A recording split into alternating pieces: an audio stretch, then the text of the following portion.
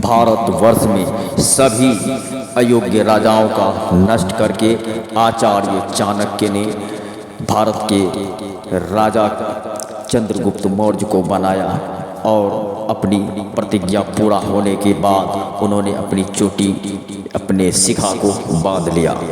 इधर चंद्रगुप्त मौर्य के शासनकाल को भारत का स्वर्ण काल कहा जाता था। इधर सभी उत्सव मना रहे थे कि तभी उधर सेल्यूकस का आक्रमण का सूचना आता है। तो आज हम सेल्यूकस के आक्रमण के बारे में बताने जा रहे हैं। आप लोग नए हैं हमारे चैनल पे तो हमारे चैनल को सब्सक्राइब जरूर कर ले दोस्तों। इस तरह का लेटेस्ट इतिहास, सच्ची इतिहास की जानकारी दिया जाता है सच्चा दर्शन चैनल पर। तो बिना देर किए हुए चलते हैं दोस्तों। तो आइए।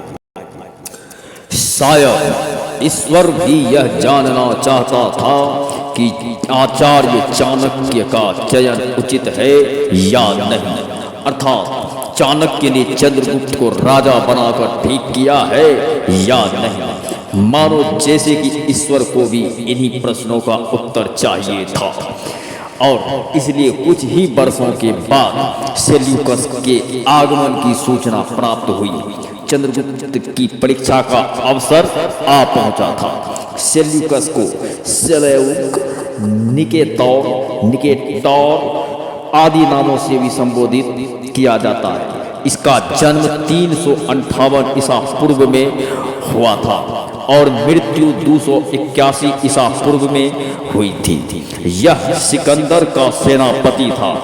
जब सिकंदर की मृत्यु हो गई थी तो इसने अनेक युद्ध किए। फिर बाद में यह सिकंदर के बचे हुए काज को पूरा करने के लिए अर्थात भारत पर विजय प्राप्त करने के लिए भारत की ओर चल पड़ा और 305 ईसा पूर्व में भारत आ पहुंचा।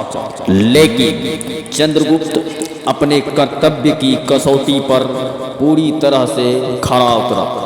वह अपनी सेनाओं के साथ में पाटलिपुत्र से चलकर सिंधु नदी के तट पर पहुंच गया था और युद्ध हेतु तैयार खड़ा था। जब सेल्यूकस को इसकी जानकारी हुई तो उसने रात के समय नदी को पार करने का प्रयास किया।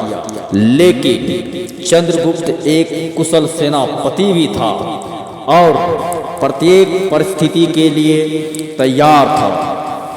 रात के समय जैसे ही सेल्यूकस की सेना ने नदी पार करना प्रारंभ किया, चंद्रगुप्त की सैनिकों ने बाण वर्षा प्रारंभ कर दी। इन सैनिकों को शब्दभेदी बाण चलाने में विशेष योग्यता प्राप्त थी।